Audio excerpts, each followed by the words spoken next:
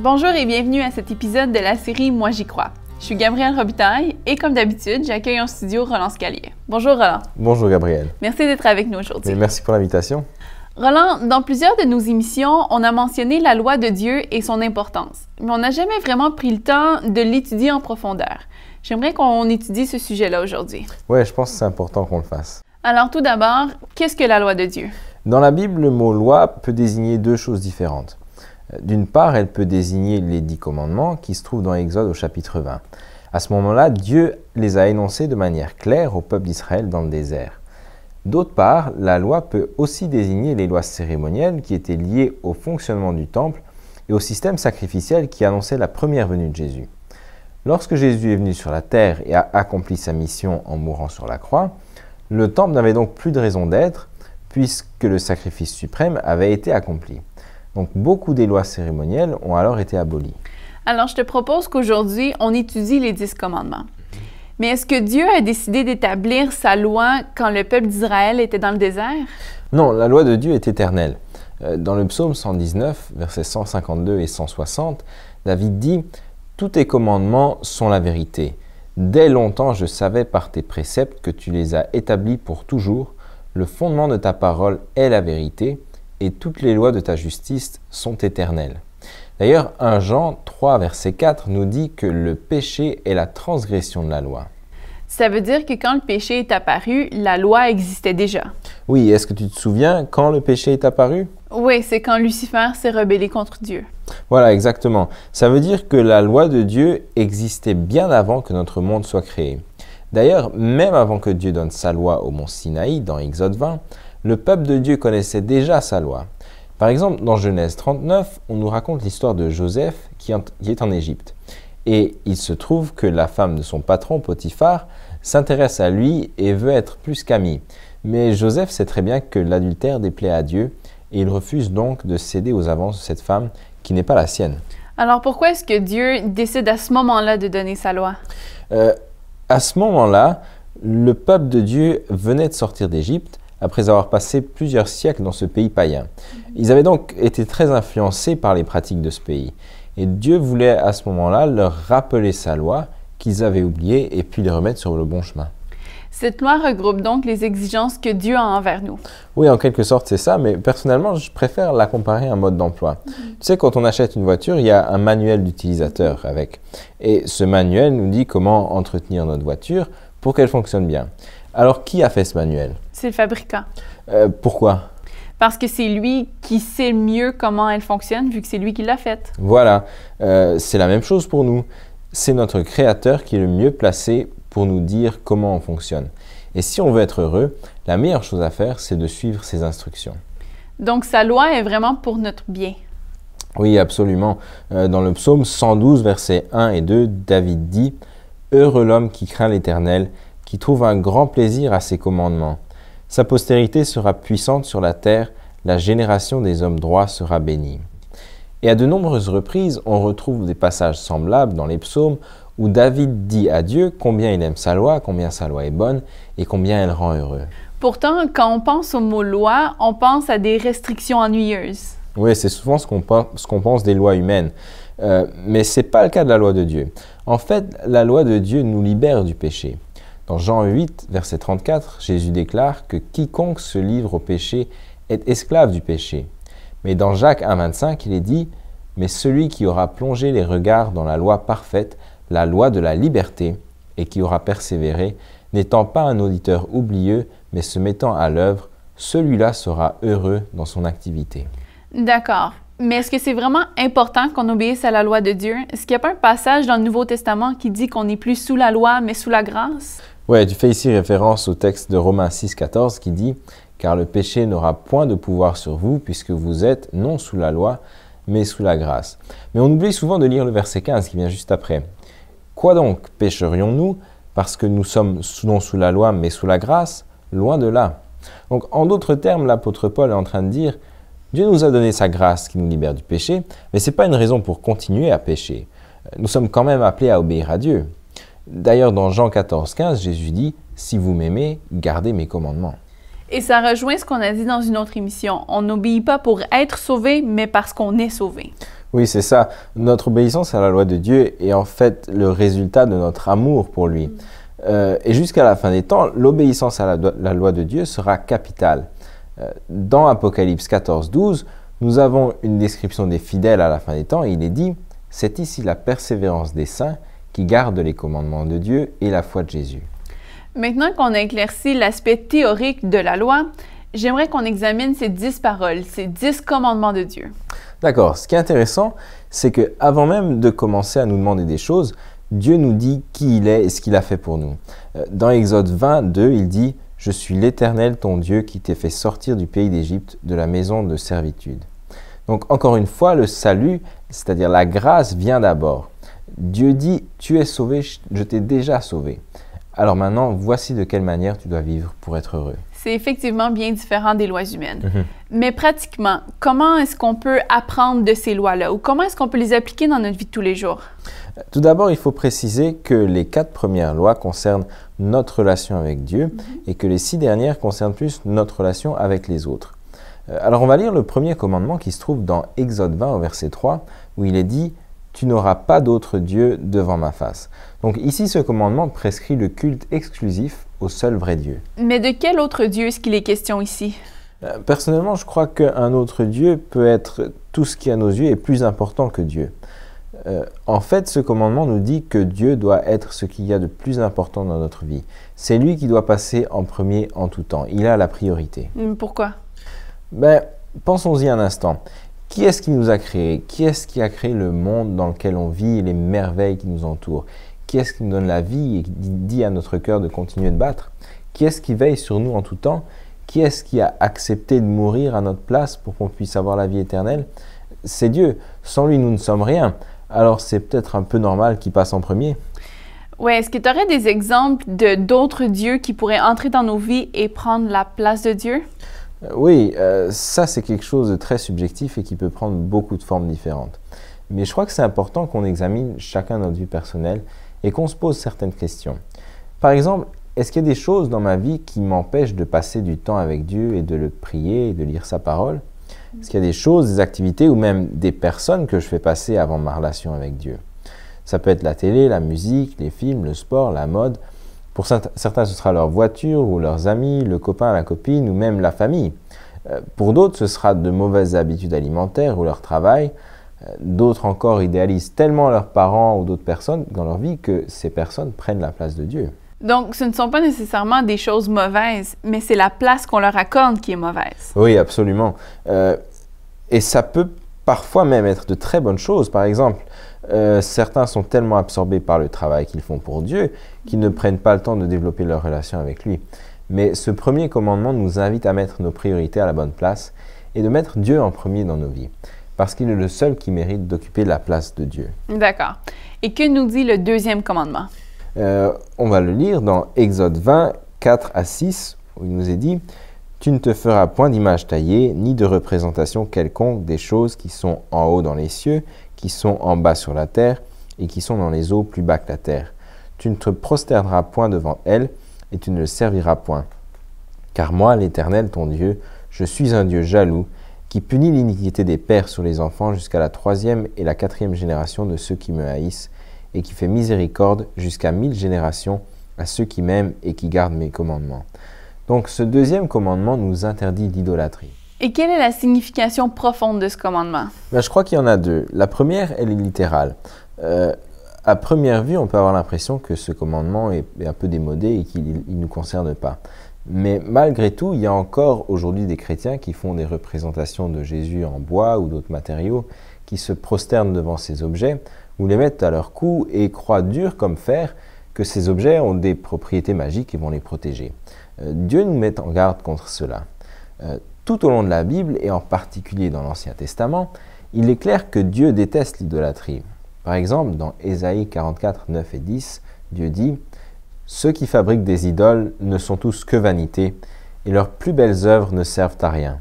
Elles le témoignent elles-mêmes, elles n'ont ni la vue ni l'intelligence, afin qu'ils soient dans la confusion. Qui est-ce qui fabrique un dieu ou font une idole pour n'en retirer aucune utilité ?» Et un peu plus loin, au chapitre 45 et au verset 20, il ajoute « Ils n'ont point d'intelligence, ceux qui portent leurs idoles en bois, et qui invoquent un Dieu incapable de sauver. D'accord. Et quelle est la deuxième signification du commandement? Pour ça, je pense qu'il faut pousser la réflexion un peu plus loin. Gabriel, quelle serait ta définition d'une idole? Je dirais que c'est une représentation matérielle de Dieu ou d'un Dieu. Bien, mais puisque personne n'a jamais vu Dieu et que Dieu est infini, est-ce qu'une idole peut être une juste représentation de Dieu? Non, ça me semble impossible. Oui, c'est un problème. Parce que ça veut dire que dans ce cas, ceux qui adorent des idoles auront toujours une fausse idée de qui Dieu est. Alors je m'interroge, je me demande, est-ce qu'il est possible d'être idolâtre sans se prosterner devant une statue de bois ou de pierre? Est-ce qu'en croyant à de fausses idées concernant Dieu, je peux moi aussi être idolâtre? La Bible nous présente la vérité noir sur blanc au sujet de Dieu. Si je m'obstine à croire à des erreurs que je sais être fausses, parce que la vérité qui m'est présentée ne m'arrange pas, est-ce que ce n'est pas aussi une forme d'idolâtrie? Évidemment. Quand on commence à réfléchir dans cette direction, on se rend compte que ce commandement ne s'applique pas seulement aux païens à l'autre bout du monde, mais qu'il concerne aussi chacun d'entre nous. Oui, absolument. Roland, dans ce commandement, Dieu dit qu'il est un Dieu jaloux. Qu'est-ce que ça veut dire? Parce qu'on voit plutôt en général ce terme comme étant négatif, pas vraiment près du caractère de Dieu. Non, c'est vrai. Dans nos émissions précédentes, on a déjà parlé de l'amour de Dieu. Et à la lumière de cet amour, je ne pense pas que la jalousie soit ici un terme négatif. Je la comprends plutôt comme la jalousie qu'un homme ressent quand sa femme qu'il aime part avec un autre homme. D'ailleurs, dans la Bible, l'idolâtrie d'Israël est plusieurs fois comparée à de l'infidélité conjugale ou même de la prostitution. On en a un exemple dans Jérémie 3, verset 6, où il est dit « L'Éternel me dit au temps du roi Josias, as-tu vu ce qu'a fait l'infidèle Israël ? Elle est allée sur toute montagne élevée et sous tout arbre vert, et là elle s'est prostituée. » C'est intéressant de savoir que c'est sur les montagnes et sous les arbres que se trouvaient les idoles des dieux païens. Donc, dans ce commandement, il est question d'une jalousie à la fois motivée par l'amour et le désir de nous protéger. C'est comme si Dieu nous disait « C'est moi qui vous ai créé, c'est moi qui vous ai sauvé, vous m'appartenez, alors par pitié, n'allez pas adorer d'autres idoles. » D'accord. Et quel est le troisième commandement? On le trouve au verset 7 d'Exode 20. Il est dit « Tu ne prendras point le nom de l'Éternel, ton Dieu, en vain, car l'Éternel ne laissera point impuni celui qui prendra son nom en vain. » Qu'est-ce que ça veut dire « en vain » ? Aujourd'hui, on aurait peut-être plutôt dit « à la légère ». Une autre version de la Bible a traduit ce commandement en disant « Tu ne prononceras pas mon nom de manière abusive ». Mais pratiquement, qu'est-ce que ça veut dire? Je pense que là encore, il y a deux significations. Tout d'abord, ça veut dire qu'on ne peut pas utiliser le nom de Dieu à toutes les sauces, surtout pas dans des jurons ou des insultes. Je pense que personne n'aimerait qu'on utilise son prénom pour jurer ou insulter quelqu'un d'autre, alors ne le faisons pas non plus pour Dieu. Et c'est valable aussi pour les autres noms qui sont dérivés de Dieu ou qui se rapportent à Dieu. Sans donner d'exemple, il y a beaucoup de sacres au Québec qui sont utilisés comme jurons, comme insultes, et qui ne sont pas le nom de Dieu, mais qui sont directement liés à lui. Alors quand on utilise mal ces mots, on prend le nom de Dieu en vain. Et quelle est la deuxième signification? Un véritable chrétien est quelqu'un qui aime Dieu, qui lui fait confiance et qui lui obéit. Mais si je me dis chrétien, mais que je n'obéis pas aux principes de la parole de Dieu, et que ma vie de tous les jours montre que, de toute évidence, Dieu n'est pas si important pour moi, ou même que j'en ai rien à faire du tout, est-ce que ce n'est pas aussi une façon d'insulter Dieu? Est-ce que ce n'est pas aussi une manière de prendre son nom en vain? Effectivement, ça donne à réfléchir. Et quel est maintenant le quatrième commandement? Le quatrième commandement se trouve au verset 8 à 11 d'Exode 20, et Dieu nous dit « Souviens-toi du jour du repos pour le sanctifier. Tu travailleras 6 jours, et tu feras tout ton ouvrage. Mais le 7e jour est le jour du repos de l'Éternel ton Dieu. Tu ne feras aucun ouvrage, ni toi, ni ton fils, ni ta fille, ni ton serviteur, ni ta servante, ni ton bétail, ni l'étranger qui est dans tes portes.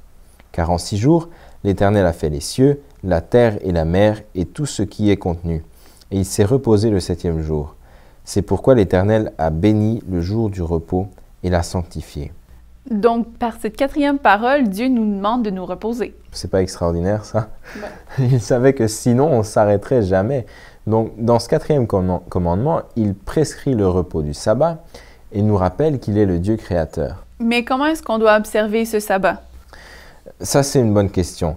Le sabbat est un sujet très vaste et il nous faudra une émission entière pour en parler. Alors, je te propose qu'on l'étudie la prochaine fois. D'accord. Pour l'instant, ce qu'il faut retenir, c'est que chaque sabbat, Dieu nous demande de mettre cette journée à part pour passer du temps avec lui. Et c'est vraiment extraordinaire de penser que Dieu, le Dieu de l'univers, veuille chaque semaine passer une journée avec moi. Absolument. Juste avant de continuer, je te propose qu'on fasse une courte pause. Restez là, on revient dans un instant.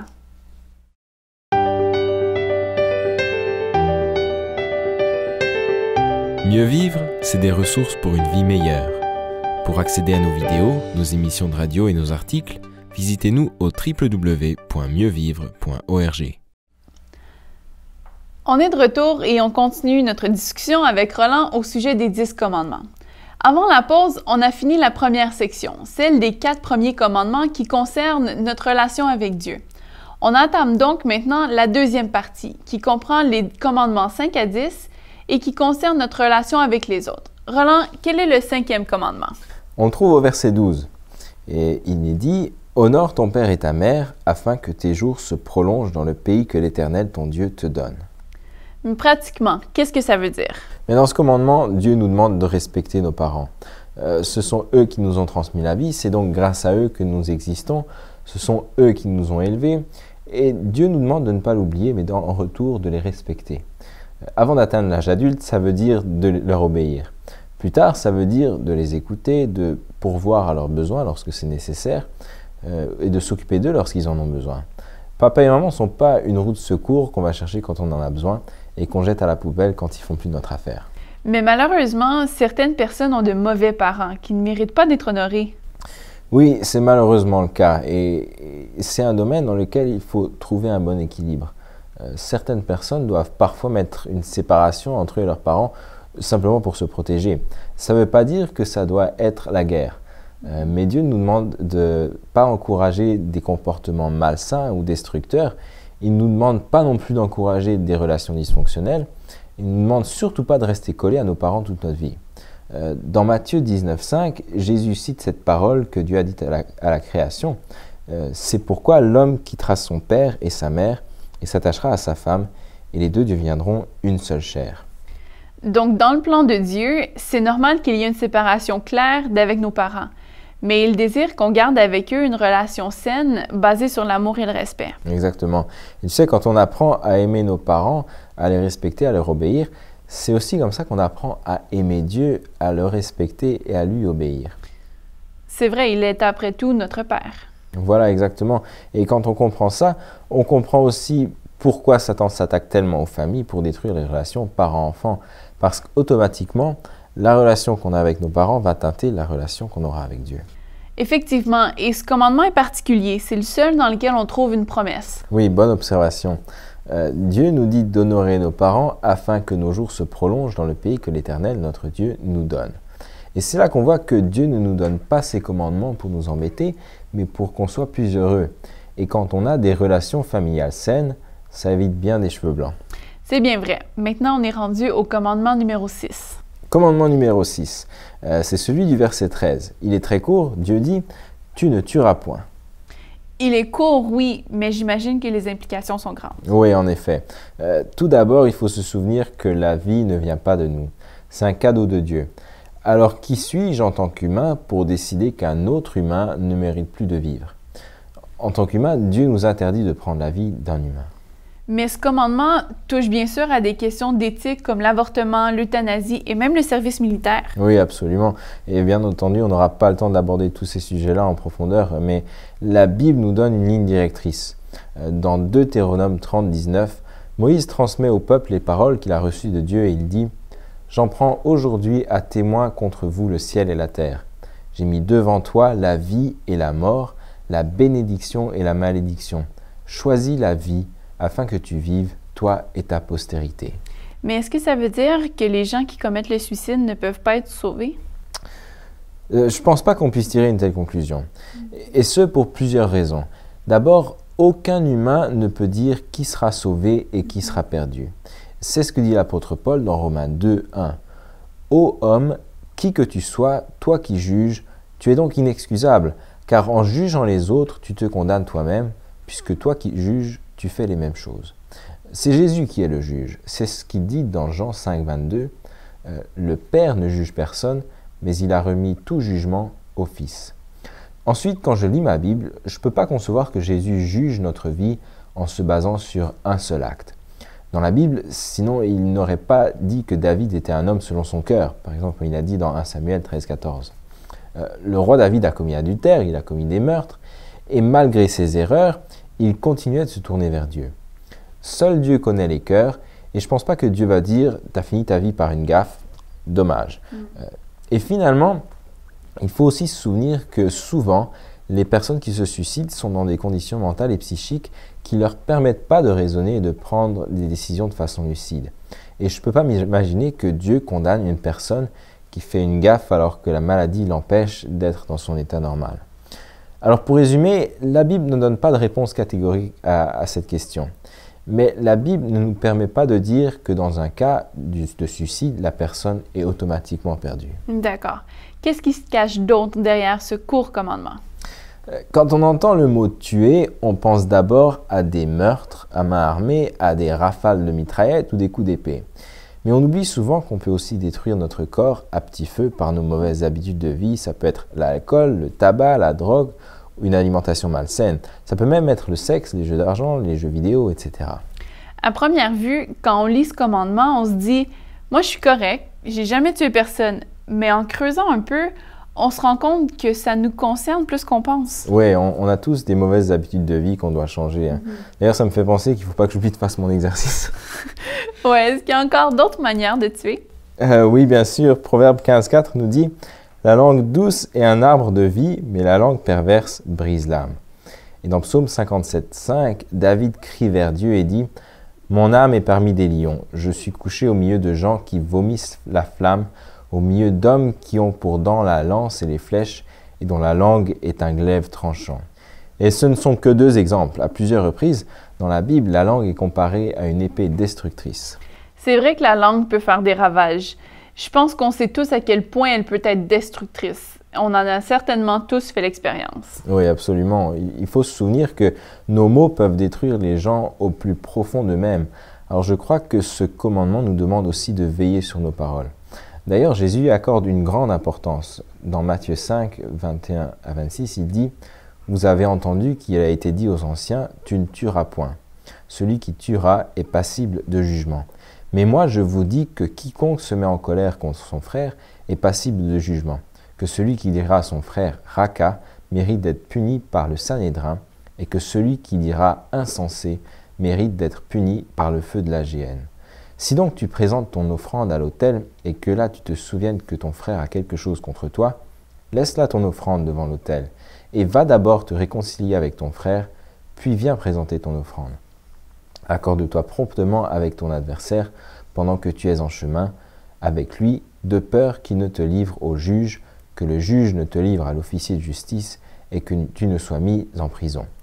Je te le dis en vérité, tu ne sortiras pas de là que tu n'aies payé le dernier cadran. Et si on veut pousser la réflexion encore un peu plus loin, on peut aussi se demander, puisque tuer déplaît à Dieu, est-ce que je vais jouer à des jeux de guerre ou autres dans lesquels j'enlève la vie de quelqu'un pour m'amuser, même si ce n'est pas en vrai? Et est-ce que je vais laisser mes enfants s'amuser de cette manière? Ce sont effectivement de très bonnes questions à se poser. Maintenant, quel est le 7e commandement? Le 7e commandement, on le trouve au verset 14 où Dieu dit « Tu ne commettras point d'adultère ». Donc, dans ce commandement, Dieu nous demande d'être fidèles à l'intérieur de notre mariage. Oui, tout à fait. D'après le petit Larousse, quelqu'un d'adultère, c'est quelqu'un qui entretient une relation extra-conjugale, c'est-à-dire en dehors des liens du mariage. Dans ce cas-là, ça comprend aussi le concubinage et les relations sexuelles avant le mariage, puisque par définition, ce sont des relations hors mariage. Voilà, exactement. Mais Jésus va encore plus loin. Dans Matthieu 5, 27-28, il déclare « Vous avez appris qu'il a été dit, tu ne commettras point d'adultère. Mais moi, je vous dis que quiconque regarde une femme pour la convoiter a déjà commis un adultère avec elle dans son cœur. » Ça veut dire que même par nos pensées impures, aux yeux de Dieu, nous commettons un adultère. C'est ce que le texte dit. Par conséquent, Dieu nous demande donc aussi de nous abstenir de la pornographie et de toutes les autres pratiques qui la présentent sous d'autres formes. Est-ce qu'il y a une autre forme d'adultère? Je crois que oui. Quand quelqu'un se laisse absorber par son travail ou ses loisirs, au point que ça l'empêche d'être le mari ou la femme qu'il ou elle devrait être pour son conjoint ou sa conjointe, et que ça l'empêche de répondre à ses besoins, je pense que c'est aussi une forme d'adultère. C'est vrai que pour certains hommes, leurs loisirs sont pires qu'une maîtresse, où ils mettent tout leur temps ou leur argent. Et de nos jours, pour certaines femmes, leur carrière professionnelle devient finalement comme un amant qui absorbe toute leur énergie et les empêche de remplir leur rôle de femme et de mère. Oui, malheureusement, c'est le cas. Et quel est le 8e commandement? Le 8e commandement, on le trouve au verset 15 qui nous dit « Tu ne déroberas point ». Le verbe dérober, on ne l'utilise pas souvent. Qu'est-ce que ça veut dire? Oui, c'est vrai. Contrairement à ce que je croyais quand j'étais petit, ça ne veut pas dire de soulever les robes des filles, même si ce n'est pas non plus une bonne chose à faire. Mais dérober signifie tout simplement voler. Donc, dans ce commandement, Dieu nous ordonne d'être honnêtes. Il protège aussi nos biens et ceux de nos semblables. Oui, c'est vrai. Mais encore une fois, quand on pense au vol, on pense au vol à l'étalage ou au cambriolage. Mais il y a d'autres choses qu'on peut voler. Par exemple, pour beaucoup de gens, le temps est très précieux. Est-ce que quelque part, on n'est pas un peu des voleurs de temps quand on est en retard et qu'on les fait attendre? Et que dire de l'argent qu'on doit à Dieu, la dîme et les offrandes? On va en parler plus en détail dans une prochaine émission. Mais quand on ne rend pas à Dieu l'argent qu'on lui doit, est-ce que ce n'est pas aussi du vol? Encore une fois, de très bonnes questions à se poser. Quel est maintenant le 9e commandement? 9e commandement, c'est le verset 16 qui nous le donne. « Tu ne porteras point de faux témoignages contre ton prochain. » Et qu'est-ce qu'un faux témoignage? C'est tout simplement un mensonge. Alors, ce commandement préserve la vérité. Voilà, exactement. Et je pense que ce commandement s'applique dans notre vie de façon assez évidente. C'est à chacun de se demander, est-ce que je vis de façon honnête? Est-ce que je dis toujours la vérité? Est-ce que je suis vrai dans ma façon d'être, dans ma façon de vivre, dans tout ce que je fais? Ou est-ce que je vis une double vie? Le commandement parle aussi de notre prochain. Et ce verset nous rappelle donc aussi l'importance de vérifier les faits avant de parler et de répandre des rumeurs sur d'autres gens. On sait tous que les cancans peuvent être très destructeurs et qu'il vaut mieux donc de s'en abstenir. Voilà, exactement. Et étrangement, c'est très facile pour nous, êtres humains, de parler dans le dos des autres, mais ce n'est pas une bonne habitude. On est maintenant arrivé au 10e commandement. 10e commandement. Oui, au verset 17, Dieu dit « Tu ne convoiteras point la maison de ton prochain, tu ne convoiteras point la femme de ton prochain, ni son serviteur, ni sa servante, ni son bœuf, ni son âne, ni aucune chose qui appartienne à ton prochain. » Et que veut dire convoiter? D'après le petit Larousse, c'est désirer ardemment une chose qui est disputée ou qui appartient à autrui. Donc, on ne parle pas ici d'une simple envie comme si je te vois avec une crème glacée et qu'elle me donne l'eau à la bouche. Non, effectivement, on ne parle pas ici de « Ah, tiens, j'ai envie de ça ». C'est plutôt « Il me faut ça absolument, sinon je serai ni heureux ni satisfait jusqu'à ce que je l'ai ». Et la convoitise peut mener très loin. Elle peut détruire des familles, soit par la convoitise d'un héritage ou à cause d'autres rivalités. Elle peut conduire à la faillite s'il me faut absolument tout ce que le voisin a.